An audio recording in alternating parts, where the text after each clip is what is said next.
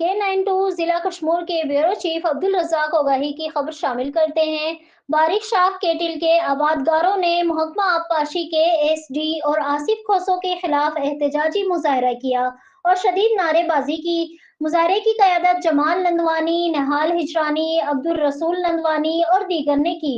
मुजाहिरीन ने इल्जाम आयद किया कि एसडीओ आसिफ खोसो किसानों से भारी रिश्वत लेकर मनपसंद अफराद को पानी फराहम कर रहे हैं, जबकि टील के आबादगारों को इनके हिस्से का पानी नहीं दिया जा रहा।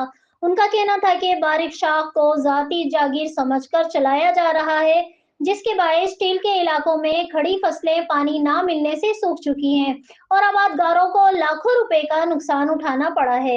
एहतजाज करने वाले किसानों ने आला हुकाम से मुतालबा किया कि मामले का फौरी नोटिस लेकर शफाफ तहकीकात कराई जाए, जिम्मेदारों के खिलाफ कानूनी कार्रवाई की जाए और टेल के आबादगारों को फौरी तौर पर इनके हिस्से का पानी फराहम किया जाए ताकि उन्हें मजीद ज़रूरी नुकसान से बचाया जा सके।